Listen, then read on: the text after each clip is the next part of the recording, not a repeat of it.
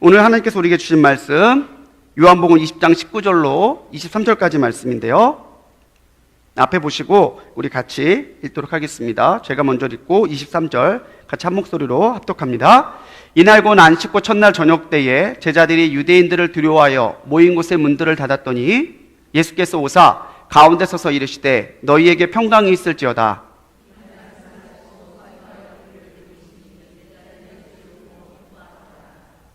예수께서 또 이르시되 너희에게 평강이 있을지어다. 아버지께서 나를 보내신 것 같이 나도 너희를 보내노라.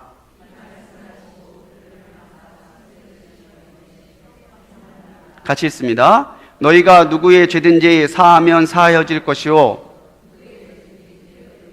그대로 있으리라 하시니라. 아멘.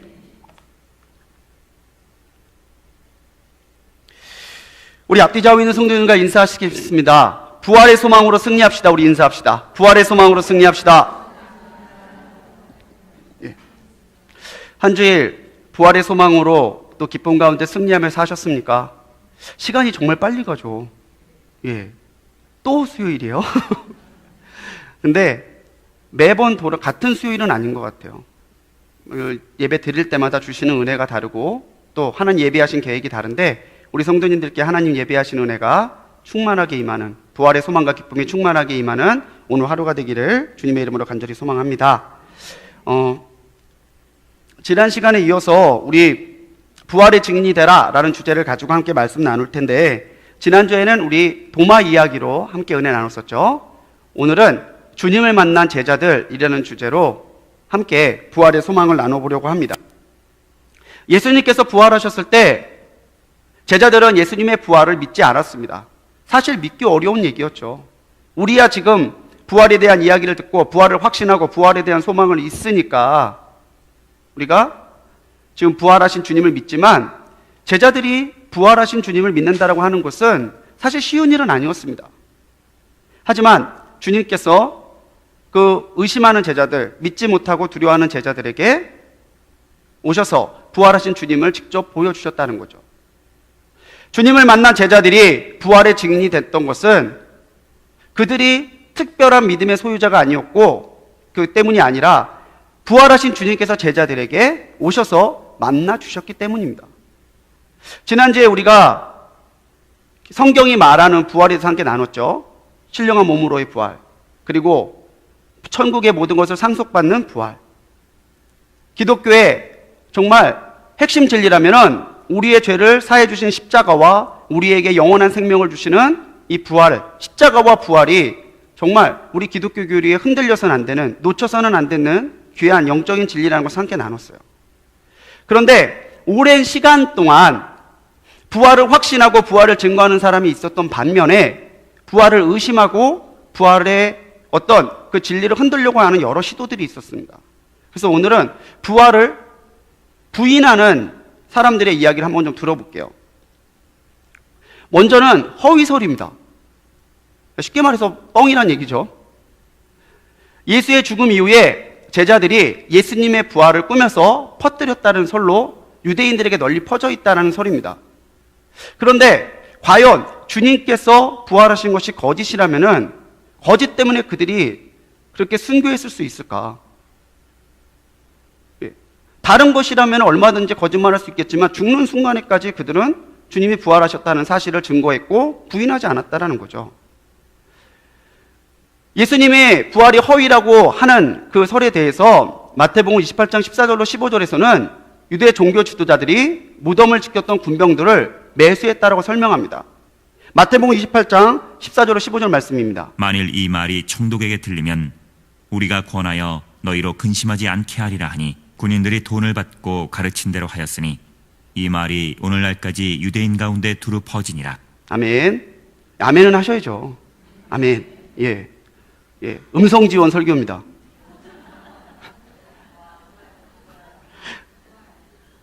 네, 분명하게 성경은 말한다는 거죠.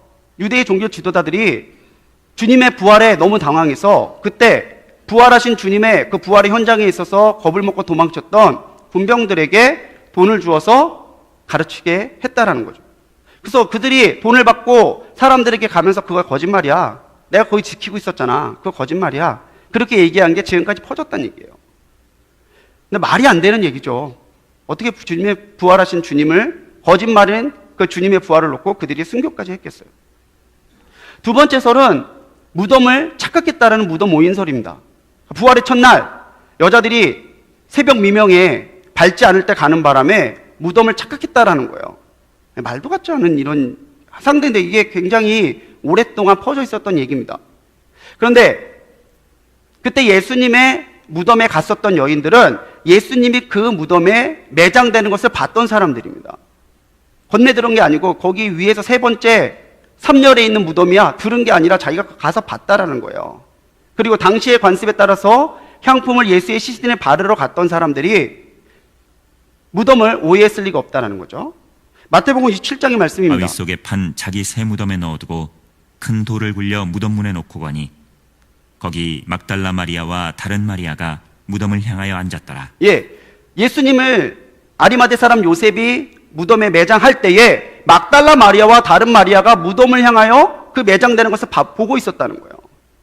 아무리 길치라도, 아무리 방향치라도 자기가 본 것을 착각했을 리라는 것은 만무하다라는 거죠. 세 번째 설은 기절설입니다. 예수님이 십자가에서 죽은 것이 아니라 기절했다라는 설이에요. 그런데 누가복음에서 분명히 누가복음을 기록한 누가는요, 예수님이 죽었다라고 기록해요. 물론 누가는 직접 예수님을 눈으로 보지는 못했습니다. 하지만 누가가 의사라는 사실을 기억해야 돼요. 마지막까지 아끼고 아껴뒀다가 하게 되는 것이 사망 선고예요. 그리고 로마의 군인들이 사망을 확인하고 예수님의 다리를 꺾지 않았다라고 하는 기록이 요한복음 19장에서 나오죠. 예수께 이르러서는 이미 죽으신 그래, 것을 좀 올려주세요. 보고 다리를 꺾지 아니하고 그중 한 군인이 창으로 옆구리를 찌르니 곧 피와 물이 나오더라. 아멘. 그 당시에 십자가에 매달린 사람들이 병사들이 확인해갖고 안 죽으면 다리를 꺾어서 더 상처를 입히고 더 많은 피를 흘리게 해서 죽이게 했었다는 것이 그때의 사용 방법이에요. 근데 예수님 앞에 왔는데 예수님이 이미 죽으셨다는 거예요. 이거 다리 꺾을 필요 없겠는데? 그래서 뒀다라는 거죠. 이 말씀도 성경에서 그 뼈 하나 상하지 않게 하시라고 하는 말씀을 이룬 겁니다. 그리고 한 번 더 확인을 하기 위해서 확인사살이죠. 군인이 창으로 옆구리를 찔러서 주님의 옆구리에서 피와 물이 나왔다라고 친 거예요. 확실한 죽음이라는 거죠. 네 번째는 환상설입니다. 예수님의 죽음 이후에 제자들이 공포와 불안감, 군중 심리에 의해서 망상을 보거나 아니면 자그마한 일을 가지고 착각한 것을 확대 해석했다라는 얘기예요. 그런데 예수님이 한 번만 나타나셨다면 혹시나 이럴 수도 있겠다라고 생각은 하겠어요. 근데 예수님은 한 번만 나타나셨던 게 아니잖아요. 그리고 한 사람에게 나타나셨던 것도 아닙니다. 심지어 오늘 말씀에서는 제자들이 모여있는 곳에 직접 오셨어요. 여러 군데에 여러 사람에게 보이신 주님이 과연 환상이나 망상일 수 있을까? 요한복음 20장 19절 말씀입니다. 이날 곧 안식 후 첫날 저녁 때에 제자들이 유대인들을 두려워하여 모인 곳의 문들을 닫았더니 예수께서 오사 가운데 서서 이르시되 너희에게 평강이 있을지어다. 아멘.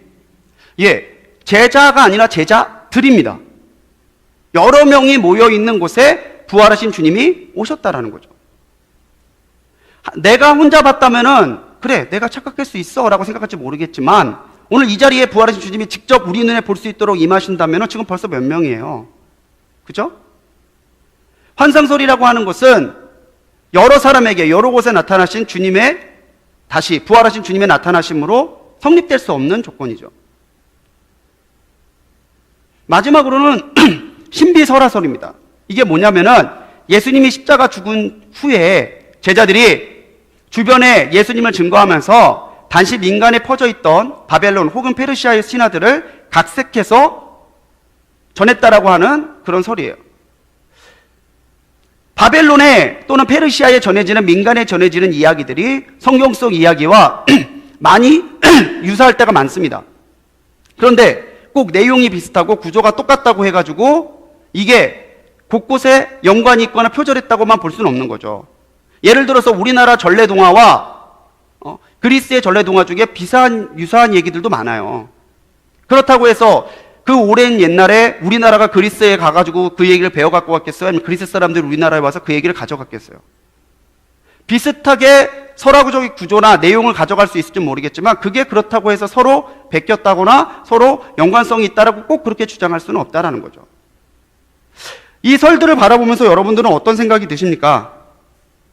저는 참 쓸데없다라는 생각이 들어요. 그게 사실이 아니라고 어떻게든 부활이 아니라고 얘기를 하고 싶어서 이 노력을 했을 때 그 노력이 너무 아깝잖아요. 부활하신 주님 믿으면 끝나는 얘기인데 부활하신 주님을 믿기만 한다면 오늘 우리에게 부활의 주님의 은혜와 능력이 함께 임하는데 그거를 굳이 아니라고 이렇게까지 머리 쓰면서 시간 쓰면서 이렇게 할 필요가 있냐는 거죠. 얼마나 아까워요, 시간이. 이 노력이. 이 시간을 가지고 이 노력을 가지고 부활하신 주님을 믿고 따라가면 얼마나 더 큰 은혜가 있을까. 근데 우리가 하나 알아야 될 것은요, 부활을 의심하는 시도들은요 오히려 부활이 사실이라는 것을 증거하는 반증이라는 거예요. 뿌리가 없는 나무는 말라 죽게 돼 있습니다. 헛소문들은요 시간이 지나면 밝혀지게 돼 있습니다. 만약에 부활이 정말 헛소문이고 사실이 아니다라고 한다면 흐르는 시간 속에서 부활은 저절로 없어질 거예요. 근데 계속해서 부활을 부인하는 얘기들이 시간을 두고 역사를 속에서 계속 나온다는 얘기는 어느 시대나 어느 역사를 막론하고 부활을 확신하고 부활을 증거하는 사람들이 끊이지 않고 나왔다는 이야기잖아요. 18세기에만 부활이 있었다. 그럼 18세기에만 부활을 부인하는 얘기가 나왔겠죠. 그런데 18세기도 아니고 19세기도 20세기 지금 이 시간까지도 주님의 부활을 확신하고 믿음 가운데 증거하는 주님의 사람들이 있습니다. 그렇기 때문에 자꾸 반대 의견들이 나오는 거예요. 그래서 반대 의견이 많다는 얘기는 오히려 부활을 확신하고 부활의 소망으로 살아가는 사람들이 지금 이 시대에도 있다라는 또 다른 반증이 될 수도 있다는 거죠. 오늘 이런 의심과 이런 잘못된 관심 속에서도 끊임없이 전해지고 있는 주님의 부활. 오늘 말씀에서 주님은 제자들이 모여 있는 곳에 두려움으로 문을 닫고 있는 곳에 찾아오십니다.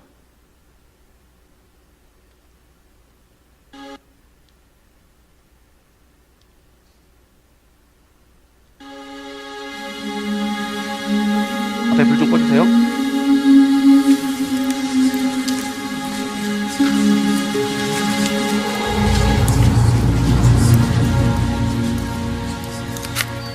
너희에게 평강이 있으라.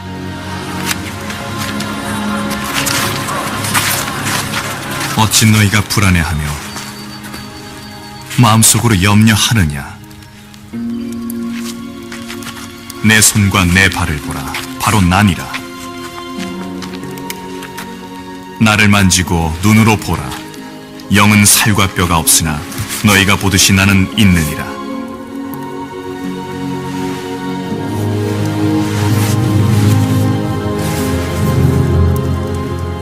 여기에 음식이 있느냐? 내가 너희와 함께 할 때 너희에게 말한 대로 모세의 율법과 선지자들의 글과 시편에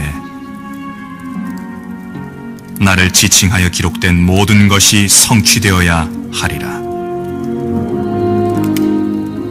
기록에 나왔듯이 그리스도가 고난을 겪고 셋째 날에 죽은 자 가운데서 일어나는 게 마땅하며 회개와 죄 사함이 그의 이름으로 예루살렘에서 시작하여 모든 민족에게로 선포되어야 하리라. 너희가 바로 그 일들의 증인이라. 보라, 내가 아버지께서 약속하신 것을 너희에게 보내리라. 너희는 위로부터 권능을 입을 때까지 예루살렘 성에 머물라. 너희에게 평강이 있을지어다. 아버지께서 날 보내신 것처럼 나도 너희를 보내노라.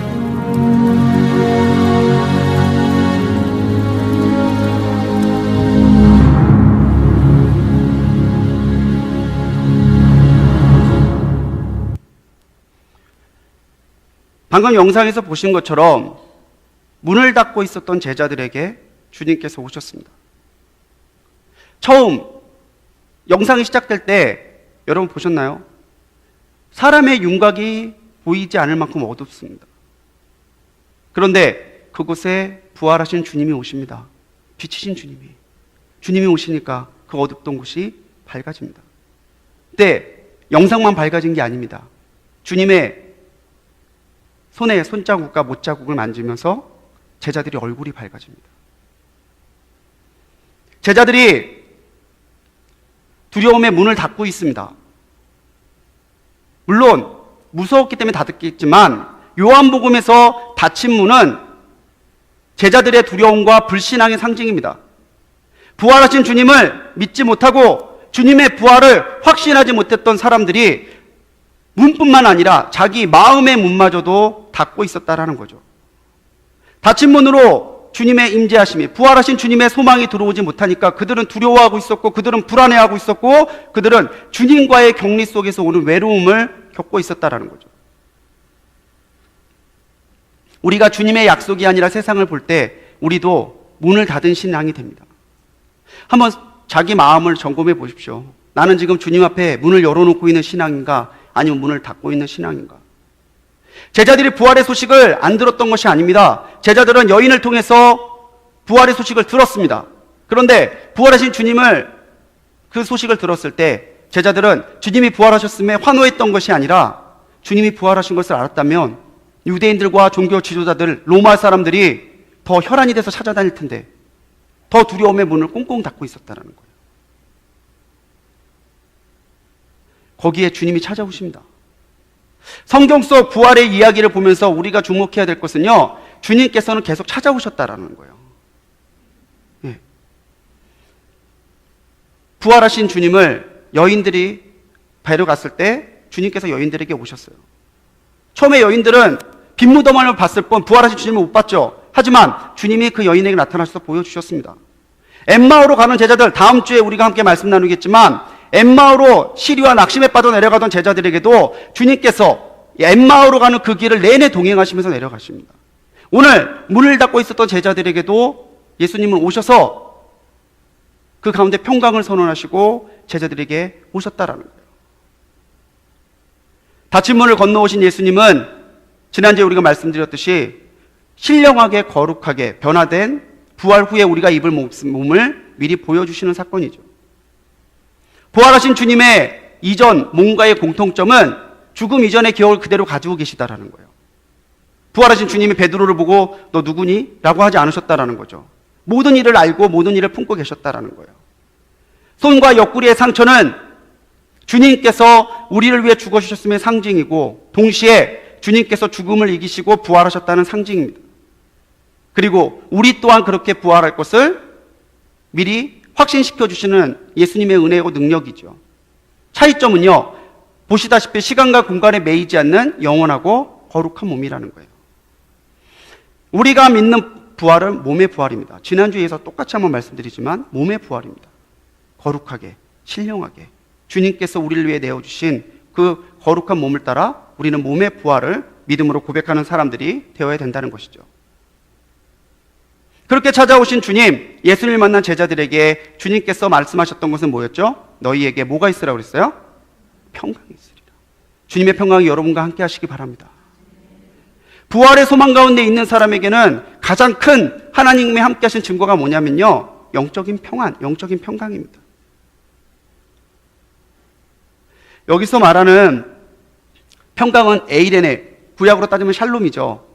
환경과 조건에 흔들리는 평강이 아니라 환경과 조건을 뛰어넘는 하나님의 평안이라는 거예요.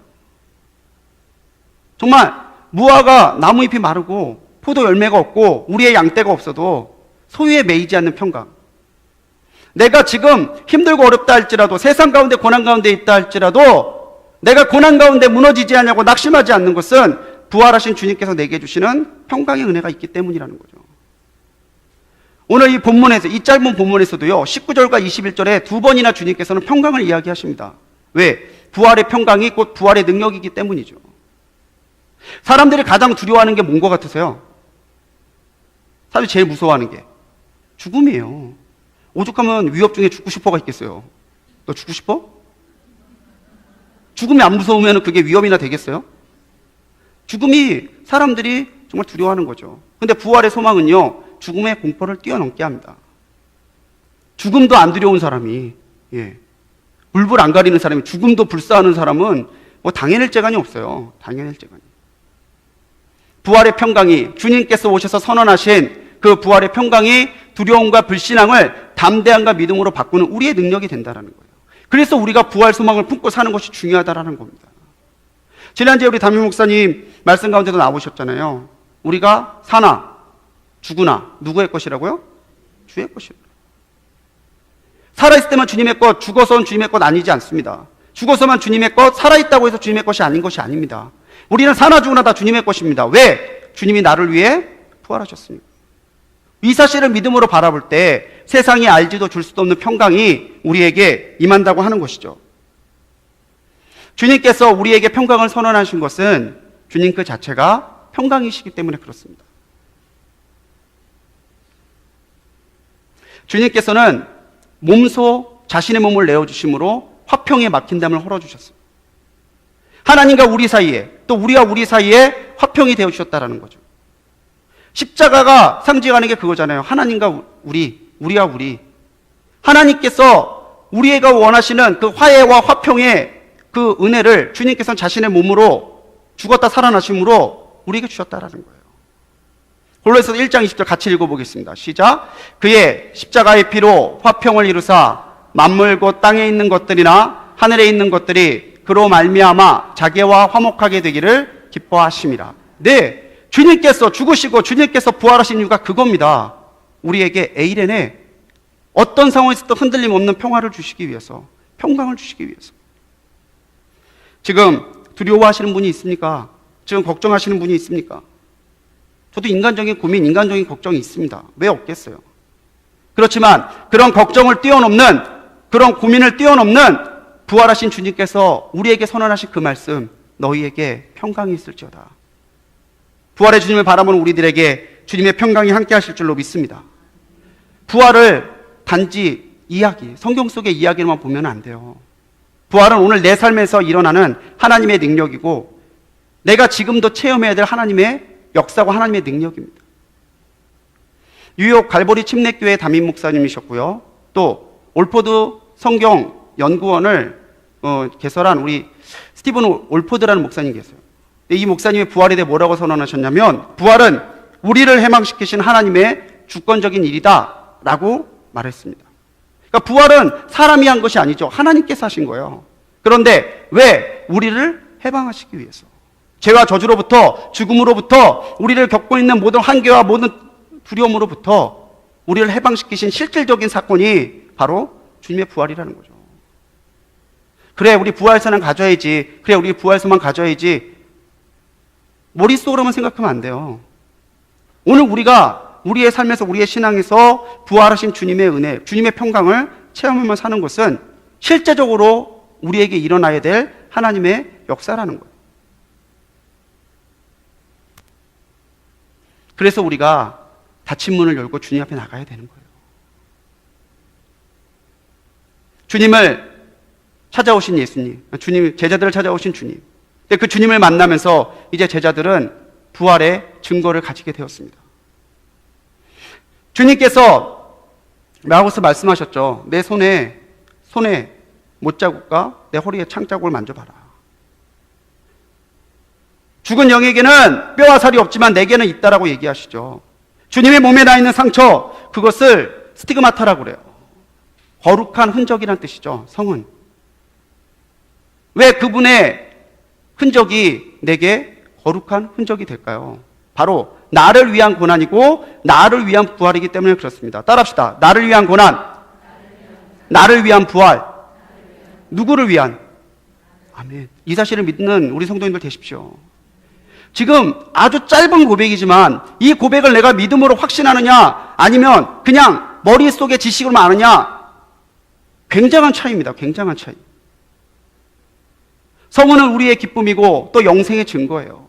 주님께서 나를 위해 죽어주시고 나를 위해 모든 것을 담당해 주셨기 때문에 나도 이제 주님처럼 부활의 소망을 가지고 부활에 참여할 것을 믿음으로 바라보며 살 수 있게 됐다는 거죠. 이사야는 53장 5절 말씀에서 이렇게 그가 증거합니다. 찔림은 우리의 허물 때문이요 그가 상함은 우리의 죄악 때문이라. 그가 징계를 받음으로 우리는 평화를 누리고 그가 채찍에 맞음으로 우리는 나음을 받았도다. 아멘. 그렇습니다. 왜 찔리셔야 되고 왜 상하셔야 되고 왜 그가 징계를 받으셔야 될까요? 우리 때문이에요. 그런데 주님께서 그렇게 대신해 주셔서 우리는 평화를 누리고 우리는 나음을 입었다라는 겁니다. 이 사실을 믿지 않는다면 우리는 나을 수 없습니다. 평안 가운데 있을 수 없습니다. 하지만 주님께서 나를 위해 죽으시고 나를 위해 부활하셨다는 사실을 믿는다면 우리도 평화를 누리고 우리도 나음을 입을 거란 얘기예요. 사랑하는 성도님들, 얼마나 신나는 이야기고 얼마나 가슴 벅찬 얘기입니까? 나는 그냥 믿기만 했을 뿐인데, 나는 부활하신 주님을 바라보기만 했을 뿐인데 주님은 이 모든 것이 다 너희의 것이다라고 얘기해 주세요. 주님의 고난에서 우리는 고난이 생명으로 이어지는 신비를 경험해야 됩니다. 죽음이 죽음으로 끝나는 것이 아니라 죽음이 생명으로 이어지는 신비를 주님께서는 자신의 삶으로 보여주셨다는 거예요. 그렇기 때문에 우리가 그리스도의 고난에 참여하지 않는다면요, 우리는 생명의 영광을 누릴 수가 없습니다. 로마서 8장 17절 말씀입니다. 같이 읽어볼게요. 시작. 자녀이면 또한 상속자 곧 하나님의 상속자요 그리스도와 함께한 상속자니 우리가 그와 함께 영광을 받기 위하여 고난도 함께 받아야 할 것이니라. 아멘. 부활이 있으려면요, 십자가가 있어야 돼요. 십자가가 없이는 부활이 있을 수가 없습니다. 그 말은 뭡니까? 우리가 부활의 소망으로 나가기 위해서는요, 우리도 십자가를 지고 가야 된다는 거예요. 십자가를 지고.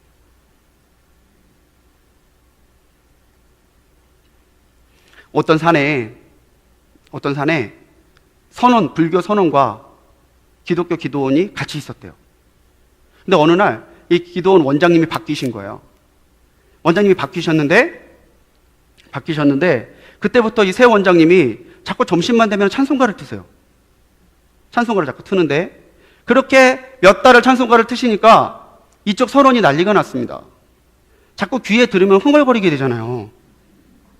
그러니까 이쪽 선원에 있는 스님들이 자꾸 찬송가를 흥얼거리기 시작하시는 거죠. 네? 이렇게 마당을 쓸다가 성령이 계시네 이러다가 아이고 이러다가 안 하고 이게 자꾸 반복이 되는 거예요. 그러니까 안 되겠다. 그래서 주지스님이 다 모아놓고 이렇게 돼서는 안 될 것 같다고. 우리 수행에 방해가 되니까 우리 중에 누가 하나가 저 기도원에 가서 제발 점심 때 찬송가 틀지 말라고 얘기 좀 하자. 누가 갈래? 아무도 손을 안 드는 거예요. 야, 이게 좋아? 아무도 얘기 안 할 거야? 아무도 안 갈 거야? 그랬더니 제일 어린 동자승이 조용히 손을 들면서 스님, 그 십자가를 제가 지겠습니다.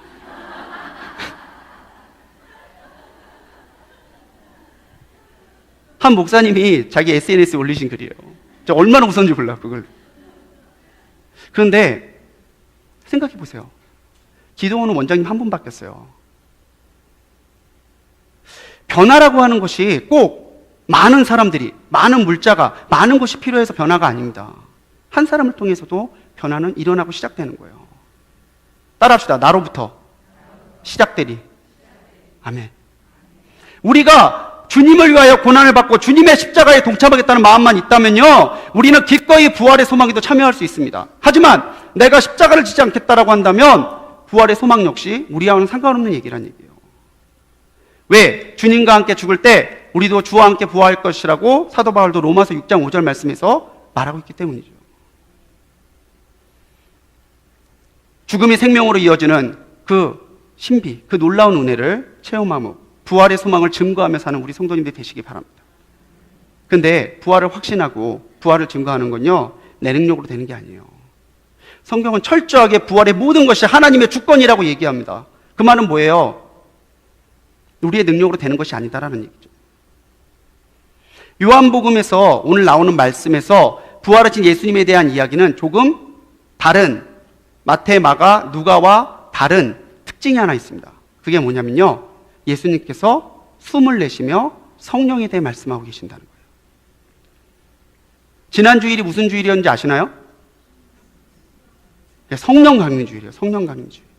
오순절날 마가의 다락방에서 그렇게 기도에 전심으로 힘을 쏟던 그 제자들에게 오셨던 그날의 성령을 다시 기억하고 사모하고 성령의 능력으로 충만함을 받는 성령 강림 주일이에요.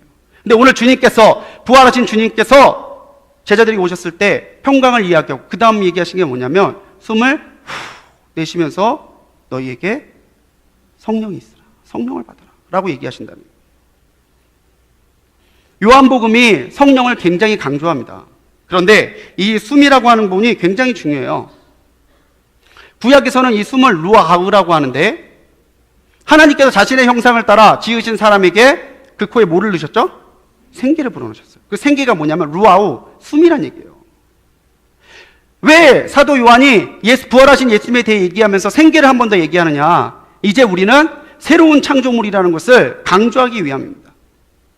주님의 생기가 들어오지 않았으면 그냥 사람은 흙덩어리입니다. 그런데 그 흙덩어리에 주님의 숨이 불어넣어졌더니 어떻게 됐어요? 생명이 됐어요. 살아있는 영이 생명이 됐다는 얘기죠. 오늘 사도 요한은 이 창세기의 이야기를 부활의 주님과 연결짓고 있는 거예요. 주님께서 오셔서 숨을 내셨어요. 주님의 생기가 이제 두려워하고 있던, 의심하고 있던 제자들에게 임해요. 그럼 뭡니까? 이제 우리들은 성령의 은혜를, 성령의 임재하심으로 새롭게 지어진 창조물이 됐다는 얘기죠. 이 숨에 대한 이야기가 에스겔 37장 10절에도 나옵니다. 우리가 잘 알고 있는 내용이죠. 에스겔이 환상 가운데 메마른 뼈들을 봅니다. 그런데 에스겔이 말씀을 대언했을 때 사방에서 뭐가 불어와요? 생기가 불어옵니다. 그리고 그 생기가 불어와서 메마른 뼈들에게 임했을 때 그 뼈들이 일어나서 서는데 지극히 큰 군대가 됐다라고 얘기해요. 에스겔서 37장의 말씀입니다. 이에 내가 그 명령대로 태어나였더니 생기가 그들에게 들어가매 그들이 곧 살아나서 일어나 서는데 극히 큰 군대다. 아멘. 일어나 서는데 뭐가 됐대요? 군대. 우리들은 주님의 군대입니다. 할렐루야? 저 육군 병장 만기 제대입니다. 양평에서 장갑차 부대에서 제가 복무를 했는데 24단 장갑차 부대인데요. 그 유격장이 어디에 있냐면 용문산에 있어요. 용문산에 뭐가 있게요? 예? 용문산에 뭐가 있어요? 아니, 다른 교회도 우리 교회는 얘기하셔야지. 용문산에 뭐가 있어요? 절만 있어요? 우리 유격장이요, 대한수동 근처에서 가까워요. 다 촛불교회에서 오셨나봐. 예, 우린 자랑스러운 불꽃교회입니다. 그런데 유격장에서 이렇게 제일 멀리 떨어진 초소가 있거든요. 거기 초소에 가 있으면 날이 맑은 날, 바람이 부는 날에는요, 가끔 취하는 소리가 들립니다. 아주 세미하게. 저는 그때는 복무할 때는 그 생각을 못했어요. 그런데 나중에 제대하고 한번 가봤더니 대한수동에 굉장히 가깝더라고요. 산기도 하시고 또는 이렇게 집회할 때 하는 소리들이 딴 때는 안 들리다가 바람 타고 들리나 봐요. 우리가 주님의 군대입니다. 군대는 싸우는 거죠. 뒤로 물러서는 게 아니고요. 도망치는 게 아니고요. 근데 우리가 군대가 되기 위해서는 우리에게 뭐가 있어야 돼요? 성령의 생기가 불어와야 된다는 얘기입니다. 우리 성령강림주의를 지나는 우리들이 다시 한번 성령의 충만함을 사모해야 돼요. 주님, 내게 오시옵소서.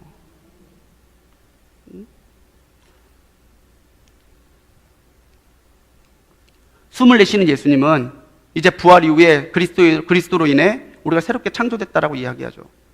고린도서 5장 17절 말씀입니다. 같이 읽을게요. 시작. 그런즉 누구든지 그리스도 안에 있으면 새로운 피조물이라. 이전 것은 지나갔으니 보라 새 것이 되었도다. 아멘. 이 숨이라는 게 굉장히 중요합니다. 제가 목회를 하면서 참 속상한 게 뭐냐면요. 우리 건데 허락도 안 받고 가져간 애들 때문에 못 쓸 때예요. 하나님의 교회, 우리가 하나님의 교회죠. 근데 자기네가 하나님의 교회라는 말을 하나님의 교회라는 말을 못 써요. 새하늘과 새 땅, 요한계시록에서 우리에게 보여주신 하나님의 비전 아닙니까? 근데 신천지라고 하면 안 돼요. 이상한 애들 때문에. 그게 속상해요. 저 아는 장로님은 웨딩홀을 하시는데 이름 바꾸셨대요. 신천지 웨딩홀이었대요. 하도 의심해서 바꿨대요, 이름을. 속상하잖아요. 초대교회 수도사들은요, 이 호흡을 굉장하게 중요하게 여겼습니다. 호흡에도 신학적인 의미가 있어요. 숨을 들이쉬는 들숨이 있고요, 내뱉는 날숨이 있죠. 들숨은 뭡니까? 주님의 생기를 내 안에 불어들이는 거예요. 주님의 생기가, 주님의 성령이 나를 채우게.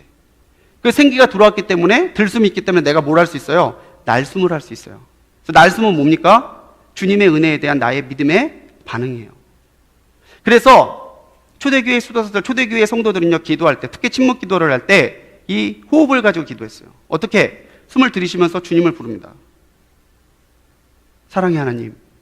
그리고 내쉬면서 내게 은혜를 베푸소서. 우리 한번 해볼까요? 눈 한번 감아보세요. 눈 한번 감으시고 손을 가볍게 드시고 숨을 들이쉬면서 사랑의 주님이라고 생각하시는 거예요. 숨을 들이쉬면서 사랑의 주님 시작. 말씀 안 하셔도 됩니다. 내쉬면서 내게 은혜를 베푸소서. 한 번 더요. 들이쉬면서 사랑의 주님, 내쉬면서 내게 은혜를 베푸소서. 한 번 더요. 들이쉬면서 사랑의 주님, 내쉬면서 내게 은혜를 베푸소서. 네, 눈 뜨시고요. 이거를요, 예수 기도라 그래요. 이 문장으로 끝납니다. 사랑의 주님, 내게 은혜를 베푸소서. 근데 호흡 얘기하면 단전호흡이네요. 호흡이라고 얘기하면 국선돈이에요. 답답해 죽겠어요. 우리 거라니까요. 호흡 하나에도 우리가 하나님께 받은 은혜가 이렇게 큽니다. 만약 우리가 지금의 숨을 딱 멈춘다면 우리 죽는 거예요. 근데 우리에게 생명의 호흡을 주신 주님은, 성령의 생기를 주신 주님은 우리를 죽은 가운데 다시 일으키실 수 있는 부활의 하나님이시라는 거예요. 할렐루야. 우리는 이제 새 것이 됐습니다. 무엇으로? 나를 위해 죽으시고 나를 위해 부활하신 예수 그리스도를 통해서 나는 이제 새 것이 됐어요. 그렇다면요, 이제는 새롭게 된 사람처럼 살아야죠. 그렇잖아요. 부활과 하나님 나라에 들어가는 것은 동일한 의미로 쓰이고 있습니다. 성경에서는. 그렇다면요, 우리가 부활의 소망을 바라고 우리가 주님의 생기로 숨쉬고 우리가 성령으로 충만해서 살아가고 있다면은 우리가 그에 합당한 삶의 결실을 맺어야 되지 않겠습니까? 성령의 충만함은 어떤 신비적인 현상만을 얘기하는 게 아니에요. 성령의 충만함은 내 삶에서 변화와 참된 회개와 다른 사람을 사랑으로 돕는 열매가 맺어져야 된다는 얘기죠. 갈라디아서에 나와 있는 말씀이잖아요. 사랑, 기랑, 화평, 인내, 자비, 양선, 충성, 온유, 절제 9개.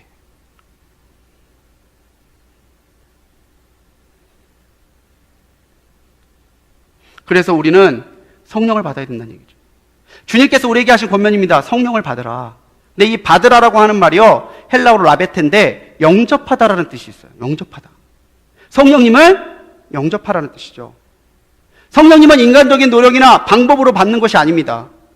누군가 성령의 충만함을 공유하는 것을 보고, 누가 성령의 역사가 나타나고 성령의 은사가 나타나는 것을 보고, 성령의 은사로 귀신을 쫓고 방언을 얘기하고 좀 하나님의 능력을 행하는 것을 보고 부럽다고 해서 그것을 내가 인간적인 방법이나 학습을 가지고 가져올 수 있는 것은 아니다라는 거죠.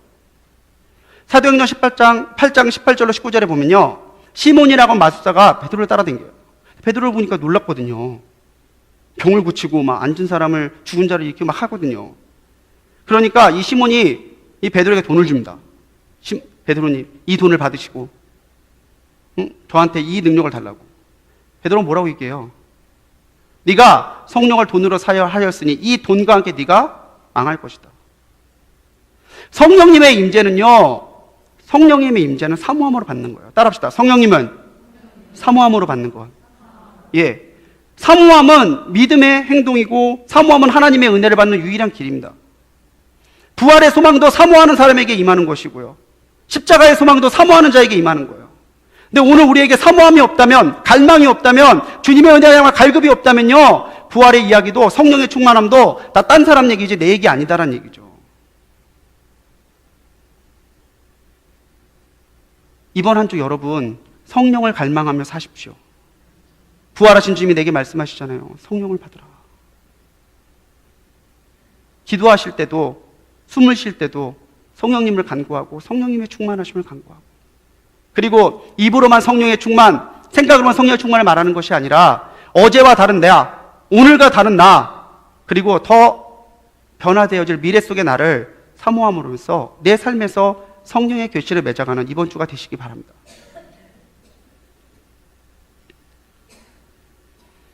예수님께서 성령을 말한 것은 성령으로 세례를 주신다고 하는 세례 요한의 증거를 이루시는 거예요. 그분은 불과 성령으로 세례를 주신대잖아요. 그러면서 주님께서는 약속하시죠. 승천하시기 직전에 성령 임재에 대한 약속을 하셨어요. 이거 같이 읽어보십시오. 같이 읽겠습니다. 시작. 오직 성령이 너희에게 임하시면 너희가 권능을 받고 예루살렘과 온 유대와 사마리아와 땅끝까지 이르러 내 증인이 되리라 하시니라. 아멘. 내 증인이 되리라. 그 앞에 유일한 조건 뭡니까? 오직. 좀 더 큰 소리로. 오직 성령이 임하시면. 할렐루야. 성령으로 충만한 성도님들 되십시오. 성령이 충만해야 주님의 부활이 믿어져요. 성령이 동행해 주셔야 말씀이 내 말씀이 돼요. 성령이 충만해야 주님 안에 있는 은혜와 능력이 내 능력이 돼요. 우리가 그렇게 부활을 사모할 때, 성령으로 충만할 때에 성령께서는 바로 부활을 확신하고 증거하게 하신다라는 거죠. 오늘 우리 안에 성령께서 임재하신다는 가장 확실한 증거가 있습니다. 뭘까요? 예수님을 나의 구주로 믿음으로 고백한다는 사실이에요. 죽었다 깨어나도 성령이 아니고서는 예수님을 나의 주님이라고 인정 못해요. 예수님은 우리의 주님이십니다. 이 고백이 있다면 이미 우리에게 성령께서 임재하시는 거예요. 고린도전서 12장 3절의 말씀이죠. 그러므로 내가 너희에게 알리노니 하나님의 영으로 말하는 자는 누구든지 예수를 저주할 자라 하지 아니하고 또 성령으로 아니하고는 누구든지 예수를 주시라 할 수 없느니라. 아멘. 성령으로 아니하고는 누구든지 예수를 무엇이라 고백할 수 없다고요? 주시라고. 부활의 주님이 나의 주님이 되는 것, 내 안에 성령이 계실 때 성령께서 일으키시는 능력이에요. 성령님이 계신가요? 성령님이 어떻게 해야 성령이 충만이죠? 고민하지 마십시오. 내 안에 주님을 향한 갈망이 있고요. 예수님을 나의 구주로 고백하는 믿음이 있고요. 주님이 나를 위해 부활하셨다라고 하는 그 부활의 소망에 참여하고자 하는 갈망이 있다면요, 이미 성령께서는 나를 성전으로 삼고 와 계신 거예요. 그렇다면요, 사도 바울이 얘기했던 대로 내 안에 성령을 근심하게 하면 안 돼요. 성령은 지금도 나와 동행하시는 살아계신 하나님입니다. 눈에 보이지 않는 데서 안 계신 것이 아니라 언제 어디에서나 변함없이 나와 동행하시고 언제 어디에서나 무소불위하시고 나의 모든 것에 깊은 곳까지 통달해서 아시는 성령께서 지금도 나와 동행하시는데, 내가 그 성령 때문에 힘입어서 주님을 주님이라 고백하고 부활의 주님이 나의 하나님이라 고백하는데, 그렇다면 내 안에 성령을 근심하게 살아서는 안 된다는 얘기죠. 제자들에게는 이 도식이 있었습니다. 두렵고 떨리는 가운데 주님의 부활하신 주님을 만났어요. 부활하신 주님이 평강을 얘기합니다. 제자들이 두려움과 고통 속에서 주님의 평안으로 나옵니다. 숨을 내쉬면서 성령으로 충만함을 받으랍니다. 그래서 오순절날 제자들에게 성령이 임했습니다. 성령이 임했을 때 베드로가 성령에 충만해서 설교합니다. 주 예수를 믿으라고. 선지자 요엘의 말을 들어서 정말 분명한 성령의 역사가 있다고 선언할 때 그날 몇 명이 예수님 믿었는지 아세요? 몇 명이요? 3,000명. 몇 명이요? 3,000명. 사람의 능력이 아니죠. 베드로의 능력이 아니죠. 성령께서 하시는 거예요. 우리는 성령의 역사하실 것을 너무나 제한합니다. 내 생각에는 안 될 것 같다고 얘기하고요, 내 기준에서 안 될 것 같다고 얘기를 해요. 아니란 얘기죠. 성령께서는 하실 수 있다는 거예요. 그렇기 때문에 우리는 보냄을 받은 사람이에요. 주님은 분명히 얘기하시잖아요. 아버지께서 나를 보낸 것 같이 나도 너희를 보내노라.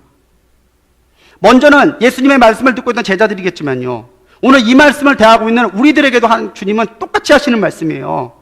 나도 너희를 보내노라. 그러면서 예수님이 얘기하십니다. 너희가 죄를 용서한다면, 네? 죄가 용서될 것이고 용서하지 않는다면 그대로 있을 거다. 이거를요, 좀 잘 생각하셔야 돼요. 우리가 죄를 용서할 수 있는 권한이 있다는 얘기가 아닙니다. 이 이야기는요, 죄를 용서하실 수 있는 하나님, 복음이신 예수님을 우리가 증거할 때에 속죄의 역사가 일어난다는 얘기예요. 우리가 증거할 때 죄를 용서받고 주님의 확신 가운데 나오는 사람이 있겠지만, 우리가 아무것도 하지 않는다면, 성령의 능력으로 그 일을 행하지 않는다면 그 죄는 그대로 있을 거란 얘기죠. 속죄와 부활을 증거해야 될 사명이 우리에게 있다라고 하는 겁니다. 지난주에 우리 수요전도 때는요, 종이 전도지가 아니라 몸 전도지를 했어요. 몸 전도지. 주변에 세 군데 놀이터 공원을 중심으로 우리 전도대원분들이 다 같이 나가셔서 띠두르고, 그거 언제적 방법이에요? 그런데 우리 성도님들이 가셔서 불평하지 않고 기쁨으로 다 하고 돌아오시는데 만나는 사람들마다 다 그 얘기 하시더라고요. 낙생초등학교 앞에서 또 초등학교 안에서 우리 성도님이 초등학교 안에까지 들어가셔서 죽고 나오셨대요. 근데 초등학교 교감 선생님이 거기까지 다 나오셨더래요. 감사하다고 불꽃교회. 주차장도 빌려주시더니 와서 청소도 해주신다고. 낙생 우리 판교동 주민센터 앞에서 하시는데 갑자기 주민센터에서 나오시더니 사진을 찍더래요. 단속하는 것도 아니고. 놀래서 물어봤더니 이거 우리 찍어서 올려야 된다고 사진 좀 찍게 해달라고 사진 찍고 가셨대요. 때로는 성령의 섬김이, 성령의 사역이, 믿음 가운데 하는 사랑의 섬김이 강력한 전도제가 될 수도 있습니다. 중요한 건 보냄을 받은 그 자리에 내가 그 보냄을 받으신 그 음성에 순종해서 나가고 있느냐, 그게 문제라는 거죠. 파이팅 포즈고요. 그래서 마태복음 18장 18절에 동일한 말씀이 있습니다. 진실로 너희에게 이르노니 무엇이든지 너희가 땅에서 매면 하늘에서도 매일 것이고 무엇이 땅에서 풀면 하늘에서 풀리리라. 이 말씀을 자의적으로 해석하면 안 됩니다. 내가 원하는 대로 하면 된다, 이거 아니에요. 하나님의 뜻 가운데 내가 푸는 사역을 감당할 때 풀리는 역사가 있다는 얘기예요. 이 말씀의 앞에는 뭔지 아세요? 형제에 대한 얘기예요. 내가 형제와의 관계 속에서 무엇을 해야 되느냐? 푸는 일을 시작하는 키가 돼야 된다는 얘기예요. 내 멋대로 내가 원하는 대로 하나님 내가 이때 풀었으니까 풀어주세요, 이게 아니라 하나님께서 형제 가운데 내가 만나는 사람들과의 관계 속에서 무엇을 해야 되는지를 알려주시는 말씀이에요. 근데 내가 푸는 사역을 감당하면 하나님도 풀어주시지만 내가 풀지 않으면요, 하늘에서도 풀리지 않는다는 얘기예요. 사랑하는 성도님들, 성령으로 부활하신 주님과 동행하는 한 주가 되시기 바랍니다. 주님이 아버지께서 주님을 보내셨던 것처럼 우리를 보내신다고 그러는데 보내시는 곳에 가서 사랑의 섬김으로 복음의 증거로 더 많은 이들을 풀고 더 많은 이들을 주님 앞에 인도하는 사역을 감당하는 한 주가 되시기 바라요. 오늘의 말씀, 주님을 찾아오신 제자들을 찾아오신 주님을 통해서 우리는 십자가가 나를 위한 십자가고 나를 위한 부활이라는 것을 믿어야 된다는 얘기예요. 그럴 때 부활의 주님이 우리에게 영원하고 흔들림 없는 평강의 주님이 되십니다. 그리고 부활하신 주님으로 인해 이제 우리는 새롭게 창조된 영적 존재입니다. 그래서 우리는 새로운 삶을 살아가야 한다는 거죠. 결실을 맺는, 열매를 맺는. 그런데 그것은 내 안에 성령님께서 임재하시고 교제할 때에 가능한 얘기예요. 부활을 내 삶에서, 사람의 관계 속에서, 하나님과의 관계 속에서 부활의 은혜와 평강을 선포하고 그 부활이 성경 속의 이야기가 아니라 실질적인 내 삶의 사건이 될 수 있도록 오늘도 성령님과 동행하며 부활의 소망을 확신하고 증거하는 참된 제자들이 되시기를 주님의 이름으로 간절히 축원합니다. 기도하시겠습니다.